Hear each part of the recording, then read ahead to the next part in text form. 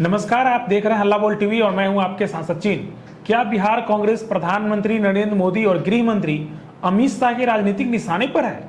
बिहार की राजनीति में इन दिनों यह सवाल तेजी से चर्चा का विषय बना हुआ है। इसकी वजह है कांग्रेस के दो वरिष्ठ नेताओं के बीच बढ़ती बयानबाजी, जो पार्टी को भीतर ही भीतर कमजोर करती दिखाई दे रही है। स्थिति यह है कि दोनों खेमे एक दूसरे के प्रत्यक्ष अप्रत्यक्ष रूप से निष्क्रिय और गैर जरूरी साबित करने में जुटे हैं।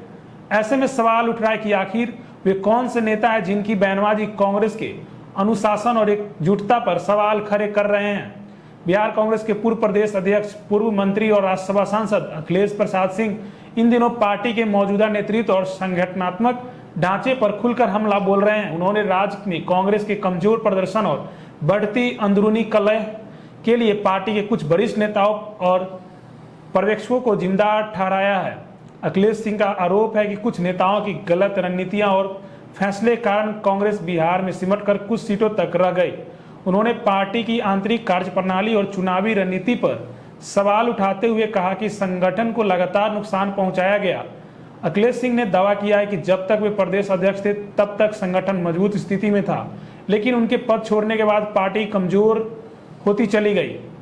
इतना ही नहीं, उन्होंने बिहार कांग्रेस मामले के प्रभारी कृष्ण अलवाबरू पर भी निशाना साधते हुए कहा कि उन्हें बिहार की राजनीति की समझ नहीं है।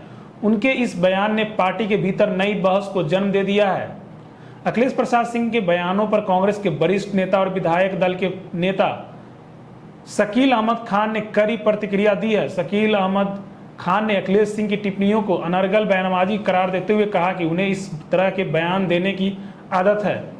उन्होंने कहा कि ऐसे सार्वजनिक बयान अंततः कांग्रेस पार्टी को ही नुकसान पहुंचाते हैं। लेकिन शकील अहमद खान ने यह भी याद दिलाया कि अखिलेश सिंह के कार्यकाल में भी कांग्रेस को कई चुनावों में निराशाजनक प्रदर्शन का सामना करना पड़ा था, इसलिए वर्तमान नेतृत्व पर पूरी जिम्मेदारी डालना उचित नहीं है। राजनीतिक विश्लेषक रामबंधु वत्स का मानना है कि बिहार में यदि भाजपा भविष्य में ऑपरेशन लोटस जैसी रणनीति अपनाती है तो उसकी चपेट में केवल कांग्रेस के विधायक ही नहीं बल्कि पार्टी के कुछ प्रभावशाली नेता भी आ सकते हैं, जिनका संगठन और जमीन पर प्रभाव माना जाता है। रामबंधु वत्स के अनुसार अखिलेश प्रसाद सिंह के लगातार आक्रामक तेवर इस बात की ओर संकेत करते हैं कि विधानसभा चुनाव के कई महीने बाद भी उनकी नाराजगी कम नहीं हुई है। जिस तरह वे वर्तमान नेतृत्व पर लगातार सवाल उठा रहे हैं, उससे पार्टी के भीतर असंतोष साफ दिखाई देता है। वत्स का कहना है कि यदि यही स्थिति बनी रही तो बिहार कांग्रेस से बड़ी टूट की संभावना पूरी तरह इनकार नहीं किया जा सकता। हालांकि यह राजनीतिक विश्लेषण है और इस संबंध में किसी भी नेता द्वारा कोई आधिकारिक संकेत नहीं दिया गया, लेकिन पार्टी के भीतर चल रही खींचतान के निश्चित रूप से कांग्रेस नेतृत्व की चिंता बढ़ा दी है। अब देखने वाली बात होगी कि कांग्रेस हाईकमान इस बढ़ते विवाद को किस तरह संभालता है, क्योंकि विधानसभा चुनाव की तैयारियों के बीच यदि पार्टी अपने ही नेताओं की बयानबाजी में जूझती रही तो इसका राजनीतिक फायदा कि उसके विरोधियों को मिल सकता है। अभी के लिए बस इतना ही। ऐसे ही तमाम खबरों के लिए देखते रहिए हल्ला बोल टीवी।